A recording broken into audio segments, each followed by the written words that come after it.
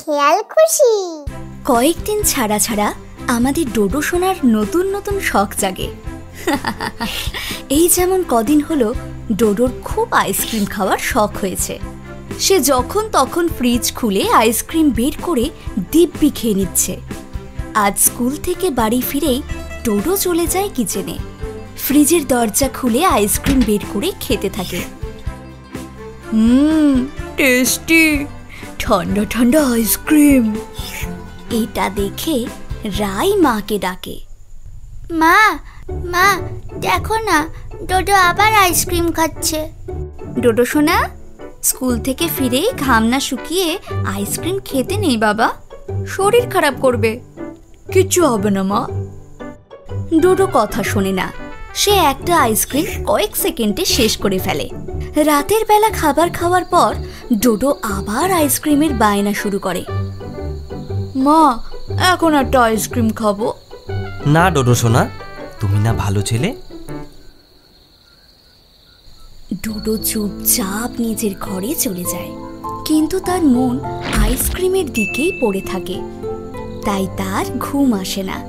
তাই সে চুপি চুপি কিচেনে গিয়ে ফ্রিজ থেকে আইসক্রিম বের করে খেতে থাকে। ঠিক সেই সময়ে কিচেনের আলো জ্বলে ওঠে। মা জল খেতে উঠেছিল। মা ডোডোকে আইসক্রিম খেতে দেখে ফেলে। ডোডো, তুমি আবার আইসক্রিম খাচ্ছ? ডোডো দৌড়ে নিজের ঘরে চলে যায়। উফ, কি যে করি এই দুষ্টুটাকে নিয়ে। এর আইসক্রিম খাওয়া কোনো রকমে বন্ধ করতে হবে। পরের দিন রাই আর ডোডো স্কুলে যায়। টিচার ক্লাসে ঢুকে বলেন, বাচ্চারা, তোমাদের জন্য একটা খুশির খবর আছে। কাল সকালে স্কুল থেকে আমরা সবাই মিউজিয়ামে ঘুরতে যাব। কি তোমরা যাবে তো?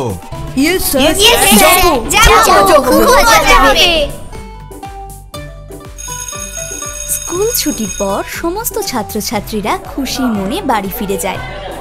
ডোডো রাইকে টানতে টানতে আইসক্রিমের দোকানে নিয়ে যায় আর দুটো আইসক্রিম কেনে। আমি খাবো না। ডোডো রাইয়ের কথায় কান না দিয়ে দুটো আইসক্রিম খেয়ে নেয়। বাড়ি ফিরে ওরা তাড়াতাড়ি খাওয়া দাওয়া করে শুয়ে পড়ে। পরের দিন স্কুল থেকে মিউজিয়াম যেতে হবে তো, কিন্তু কিছুক্ষণ পর ডোডোর হাঁচি শুরু হয়।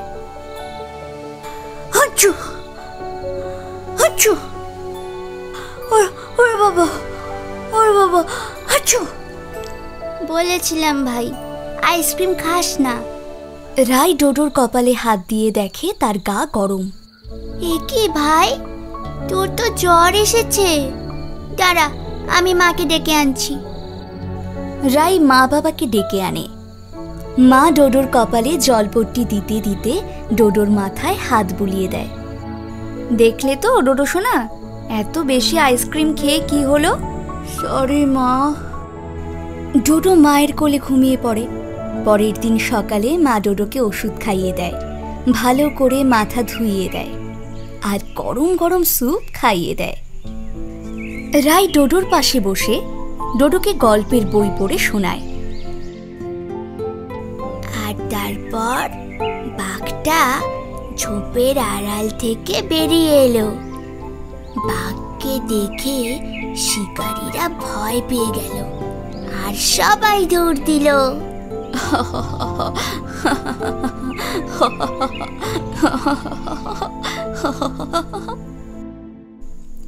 এইভাবেই সকাল গড়িয়ে দুপুর হয়ে গেল। ওদিকে রাই ডোডোকে ছাড়াই স্কুলের সকলে মিউজিয়াম চলে গেল। দুপুরবেলা ডোডো পুরোপুরি সুস্থ হয়ে গেল আর বিছানা ছেড়ে মায়ের কাছে চলে গেল। মা, আমার শরীর এখন ঠিক লাগছে। বাহ ডোডো সোনা, এটা তো খুব ভালো খবর। কিন্তু আমার জন্য দিদিরও মিউজিয়াম যাওয়া হলো না। সরি দিদি। কোনো ব্যাপার না ডোডো, এবার থেকে আর বেশি আইসক্রিম খাস না, তাহলেই হবে। না দিদি, আমি আর বেশি আইসক্রিম খাবো না। এটা তো খুব ভালো কথা ডোডো। আমাদের ছোট্ট ডোডো নিজের ভুল বুঝতে পেরেছে। আর রাই ডোডোর খেয়াল রেখেছে, তাই আমি দুজনকেই গিফট দিতে চাই। কি কি বাবা? তোমাদের স্কুলের বাস একটু আগেই মিউজিয়ামে পৌঁছেছে। চলো, আমি তোমাদের দুজনকে গাড়ি করে মিউজিয়ামে নিয়ে যাই, তাহলে তোমাদের মিউজিয়াম ট্রিপও মিস হবে না। কেমন? ওয়াও, থ্যাংক ইউ বাবা, you are the best. Best. রাই ডোডো তাদের বাবা মাকে জড়িয়ে ধরে। বাবা রাই আর ডোডোকে গাড়ি করে মিউজিয়ামের সামনে নামিয়ে দেয়। রাই আর ডোডো বাকিদের সাথে মিউজিয়ামে ঢোকে আর অনেক মজা করে।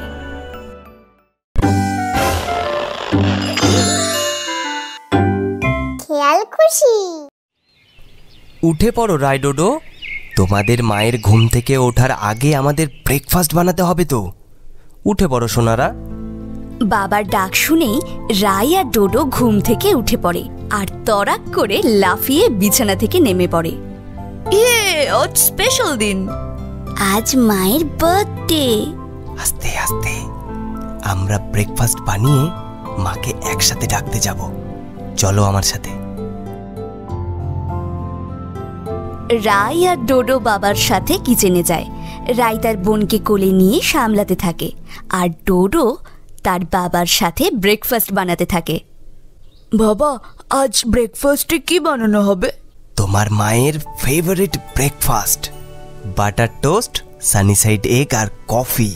আমি তাহলে ফ্রিজ থেকে ব্রেড, ডিম আর কফি বের করে আনি। এইভাবেই ব্রেকফাস্ট রেডি করে বাবা, রাই আর ডোডো মায়ের কাছে যায়। গুড মর্নিং মা, and happy birthday, মা। থ্যাংক ইউ আমার সোনারা। আমরা তোমার জন্য তোমার ফেভারিট ব্রেকফাস্ট বানিয়েছি, নাও খেয়ে নাও। ওহ, থ্যাংক ইউ মা। তুমি আরামসে খেয়ে নাও, কোনো তাড়া নেই। আমরা নিচে যাই।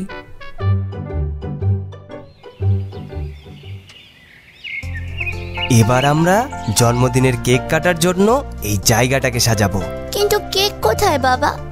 কেক আসছে মা, আমি সকালে উঠেই অর্ডার দিয়ে দিয়েছি।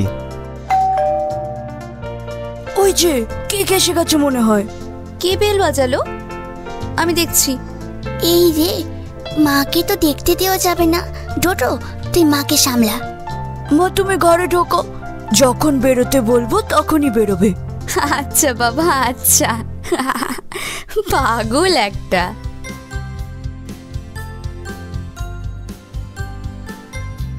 এই নিন miss, chocolate cake. Thank you sir. এরপর বাবা, রাই আর ডোডো মিলে বেলুন ফোলাতে থাকে। রাই আর ডোডোর ছোট্ট বোনটাও একটা বেলুন নিয়ে ফোলানোর চেষ্টা করে, কিন্তু পারে না। সেই দেখে সবাই হেসে গড়িয়ে পড়ে।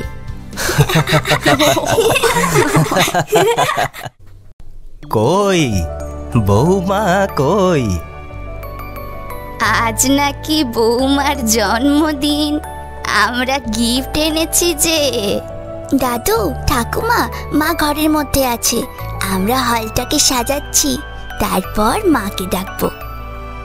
বেশ, তাহলে সাজানোর কাজে আমরাও সাহায্য করি। হ্যাঁ, সবাই মিলে কাজ করলে অনেক তাড়াতাড়ি হয়ে যাবে। সবাই মিলে বেশ কিছুক্ষণ সাজানোর কাজ করে। অবশেষে হলঘর একদম রেডি। চারিদিকে বেলুন আর রংচঙে জিনিসে ভরে ওঠে জায়গাটা। বাবা কেকটা বের করে সেন্টার টেবিলে রাখে আর তারপর তার উপর মোমবাতি রেখে জ্বালিয়ে দেয়।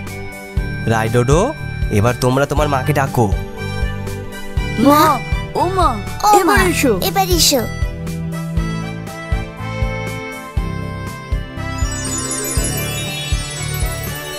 ওরে বাবা, আমার সোনাগুলো এসব কি করেছে আমার জন্য? আজ তোমার জন্মদিন মা, তোমার স্পেশাল ডে। এইবার কেক কাটো মা। Happy birthday to you, happy birthday to you. মা সবাইকে এক এক করে কেক খাইয়ে দেয়। খেতে গিয়ে কেক ছোট্ট বোনের নাকে লেগে যায়। আহারে, আমার সোনা বাচ্চাটা।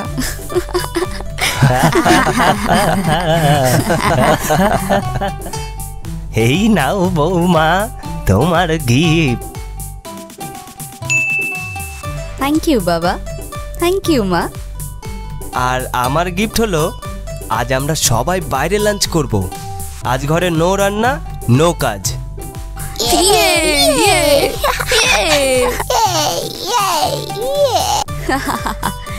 এইভাবেই হেসে খেলে মায়ের জন্মদিন পালন হয়। হ্যালো বন্ধুরা, আশা করি তোমাদের এই ভিডিওটি খুব ভালো লেগেছে। আমাদের আরো মজাদার ভিডিওগুলি দেখতে হলে এক্ষুনি সাবস্ক্রাইব করো। বাই বাই বন্ধুরা।